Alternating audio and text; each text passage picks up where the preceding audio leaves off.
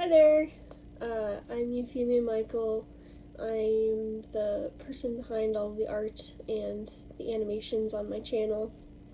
Um, and I've been working on something for quite some time. This is about my Tribes of Akaiaar storyline. This is a story that's been in my head since I was a little kid, way back in elementary school. um, I don't know if you've noticed all of the canines on my channel with the paint markings and such. Um, the most of them, the characters in this storyline, have got like blue marks, and they're in something called the Indigo Tribe, which is basically like a giant pack of wolf and dog characters. Um, and I thought for a long while now that I should probably like explain their world and like what's going on with that and how it actually works. Because I every so often will like upload stuff like with this story in mind, and it just feels like it's kind of way out of the blue, honestly. Because I don't always explain what's going on, and sometimes I'm just not mentally doing well when I make it, so I'll say stuff that makes like no sense. So I apologize for that. But I'm gonna be like real and honest here. When I first started really putting this storyline together, I was going through a psychotic break, and I thought that the story was like legit real. Like I was one of the characters, and that was Whitefire, which is my character of me as a wolf in this universe of the story that it has to do with. So I thought I was like literally her, and that I was just like her as a person, and like all these other characters were like representing real people that I had known at one point, or that were just out there in the world that needed my help. And so that's why I would draw a lot of these characters a lot of the time, is because I thought that by drawing them I would get Pharaoh, who is the evil guy in this story, like the big bad villain, to leave them alone. And that if I could draw them from memory, it was like a massive test, and he would be like, oh, you passed. This character or this person gets left alone.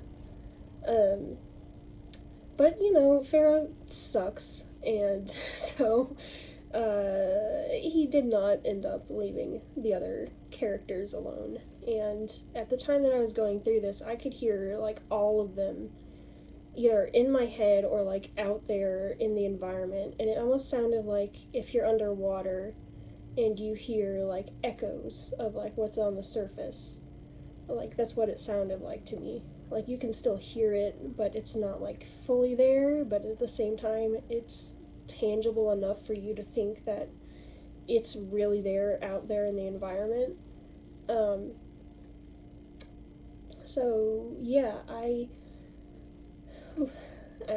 trying to be brave here because I want my channel to be a safe place for people with disabilities, and I would love to use my channel as a platform to be a voice for people with disabilities, especially those that really just kind of don't get viewed well by society due to just kind of how they're portrayed in the media. And that is like, I do have off and on problems with psychosis, and that relates to something that I recently got diagnosed with within the past few years, and this is schizophrenia. So, yeah, uh, I have that now, and I'm not shocked because I've been through just a massive amount of trauma. And I'm just not shocked that what I was hearing was people wanting to be free from like an abusive figure. Like that's basically the gist of everything I was hearing. And for me, I wanted to be free from an abusive figure in my life. So I was essentially hearing bits and pieces of my own story within my head, but like snowballed into this massive group of characters with its own universe and laws and customs and culture. And I was somewhere trying to get help for myself back in 2022, and I would not stop talking about this storyline. Like I drove people kind of crazy.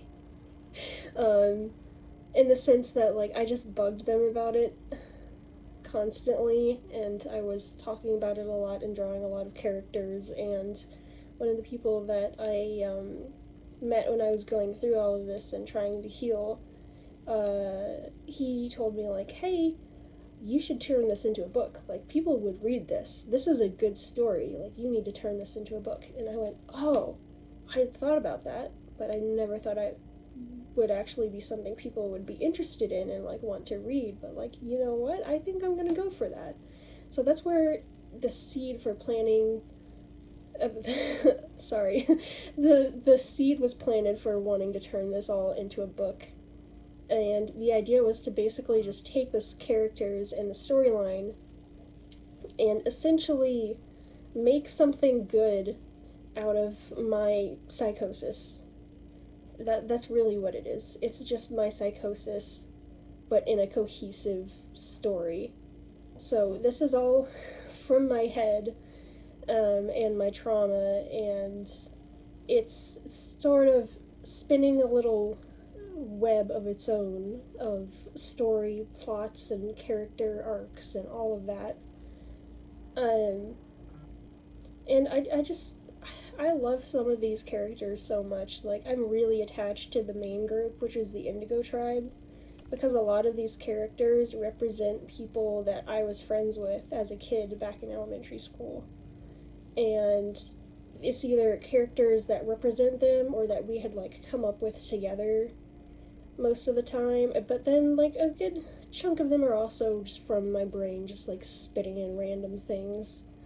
But it's got a lot of strong ties to me growing up trying to find my voice, and that's essentially where I started being able to speak up for myself, was pretending to be Whitefire and feeling like I am her, from this universe. So Whitefire is my favorite by far.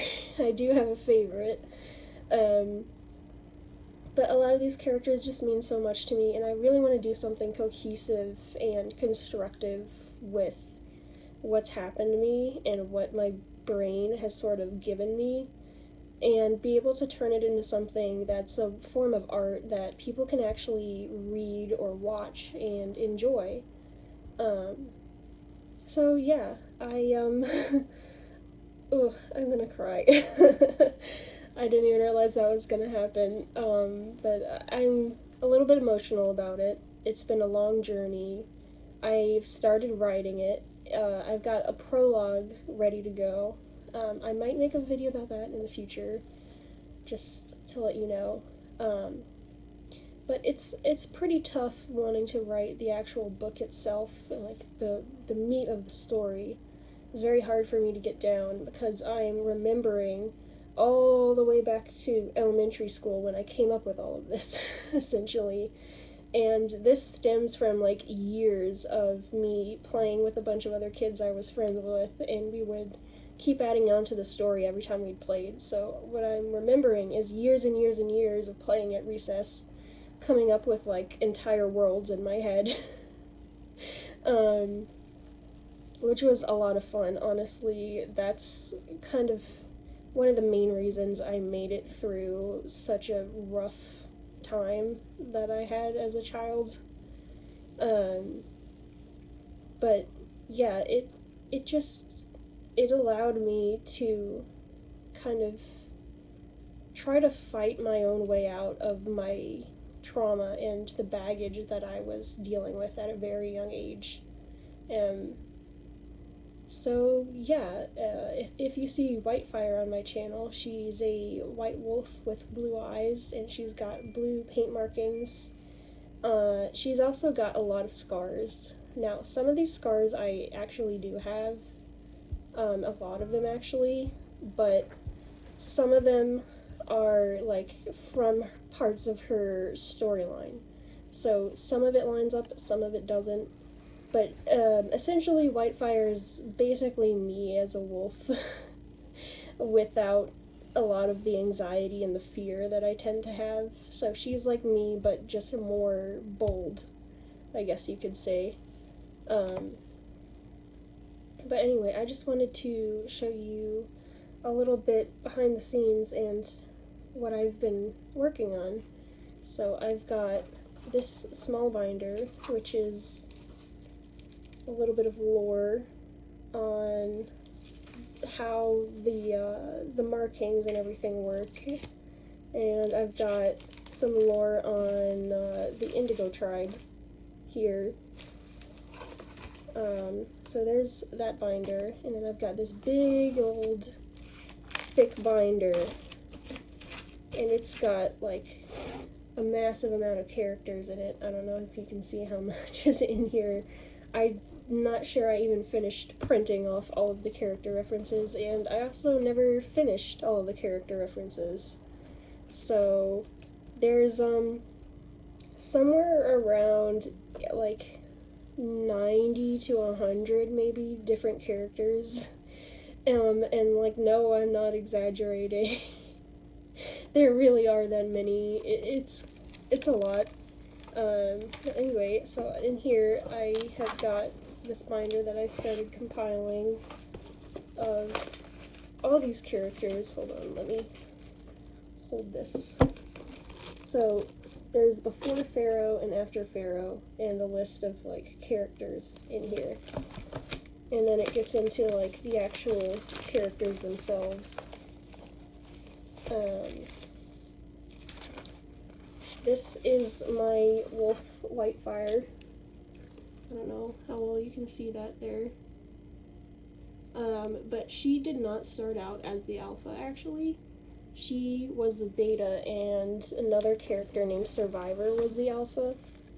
But then when I was playing with the person that Survivor represents when we were both little, she kind of like got tired of being the alpha because like everyone kept like adding on problems to the storyline. They'd be like, oh no, like an enemy pack is invading and the stars are falling from the sky and we're running out of food and like everything terrible is happening all at once. You're the alpha, fix it. And she was just like, that's a lot. Like, that's a lot of problems. How about you just be the alpha? And like, then there was our Omega that would play with us. She just like constantly gave Survivor hassle over like just being bitter and trying to like say that she was no good at it, which sucked. And like honestly, we did not like her very much, like at all. But we were trying to be nice and include her, and then she just like constantly gave Survivor hassle. And that was Ace. So Ace and Survivor like really butted heads. They did not get along like at all. And then me as Whitefire and one of my friends as Diamond, our wolves were sisters, and we really tried to like see both sides, but we ended up being like, you know what, Ace is just being a jerk, essentially. Anyway, that's how Whitefire ended up switching from like beta to alpha, which is like a more high up position within the pack. Alpha is essentially like the leader. So they're the ones that have the final say in all decision-making things, but they're also responsible for protecting the pack. So if there's like, say like an attack by like an enemy pack or like some sort of threat, the alpha's supposed to be on top of it and like know the right thing to do to protect the pack. And this was just a bit too stressful, honestly, I think, for Survivor at the time, and I don't blame her because it was a chaotic mess. It was a very fun game, but it was like just really chaotic, and it was stressful. Trying to be the one in charge and feel like you need to help figure stuff out and know what to say and do, but at the same time you're like, what on earth is happening? So I ended up being like, okay, we'll just keep playing the game, and then so like this doesn't make you worry about anything anymore. I'll just like, okay, I'll be the alpha, essentially. So it was a very peaceful switch of power. It wasn't like a lot of stereotypical storylines where like, oh, the alpha is like the biggest, baddest one in the pack and like the toughest. Oh, sorry about my cat. Get down. The biggest, baddest one in the pack, and like they have to fight for their position. Sometimes with real wolves this happens, sometimes not, and it's actually peaceful, which in the case of the game that I was playing when I was little, it was actually a peaceful power transition. So, yay, that was cool. That was really nice. Yeah, I would love to share some about my favorite characters and the lore of the world, and they actually do have their own language. So the Indigo tribe specifically has their own language, and then the other tribes or like packs in this world also have their own language. The land, or the realm as it's called itself, is Akaiaar, which in the language of the Indigo tribe, I don't remember this for certain, so please don't be like, oh, how do you not know what you're doing? Because it was a long time ago and I'm trying to remember everything right, but I think what we had it mean in the Indigo language was kingdom come. So Akaiaar is translating directly to kingdom come. And yes, this is a Christian thing going on here. I don't know if you've picked up on that or not, but in the Lord's Prayer in the Bible, there's a part that says, "Thy kingdom come, thy will be done on earth as it is in heaven." So this is a nod to that. I loved the Lord's Prayer growing up, and I thought like, oh, what a cool concept. It'll be like a kingdom, but it's ushering in the kingdom of heaven behind it. That's the main point there, is like essentially this nod to earth being down here and heaven being above, and trying to sort of usher in a place where heaven and earth like collide and great things happen, and God is on the move, bringing about this new kingdom where there will be peace, and there will be justice, and there will be mercy, and death and pain and sadness start to pass away. But there are growing pains in the process, and it doesn't happen necessarily overnight. So this gradual shifting of like heaven and earth kind of lining up, it kind of like takes place throughout the story, and it's meant to be like a nod to like spiritual things happening in the Bible and like moves of God on earth. I think that's the best way I can put it in words. I'm not always great with words, but I try my best. So yeah, And it's talking about that, and the the the savior in this storyline is essentially the voice of Christ, but in this world they don't necessarily see him. They can hear him and they can like tell that he's there and sense his presence, but they don't always see him specifically. Um, and they follow, a lot of the good characters follow this savior character. I shouldn't say savior in quotation marks because he really does end up like rescuing them. Spoiler alert. But he introduces himself, and Whitefire's the first one to hear him. So that's how she gets the name, like the chosen, basically, because she is the first one that the savior like chooses to speak to that they know of. And she says first, like, who are you? And he says, I'm the savior. Like, I'm basically like, I'm going to get you out of this. Like, I'm going to rescue you.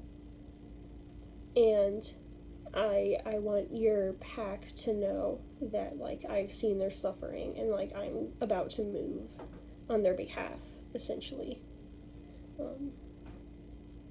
Sorry, my cat is messing with the door. uh, anyway, so, yeah, that's just a little bit.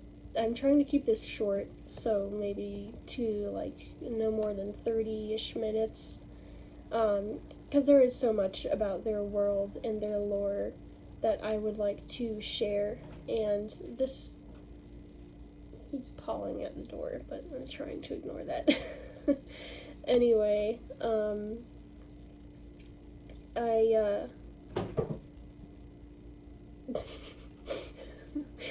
he's being very distracting. I just would love to share this storyline with the world and share a piece of myself and let there be a positive representation of somebody who does struggle with psychosis. Like, trying to turn it around and use it for something good and creative and beautiful that will hopefully inspire others to not give up and to chase their dreams and look for the beauty in life. So yeah, that's that's my reasoning behind all of this. I would love to share more, but I'm trying to keep this video somewhat short. So I think I'm going to end it there, but thank you for watching, and I'll see you next time in a more talking voiceover sort of video. I'm hoping to put some art with it. I have like over 85 characters for you all to discover, so yeah, that's gonna be a fun process. Yeah, I'll see you next time. God bless you. Bye. Thank you so much for sitting through this. I know it's a long and maybe somewhat boring talk, but I had a lot I really wanted to share, so thank you for listening if you stayed through to the end of this, and I'll see you next time. Bye.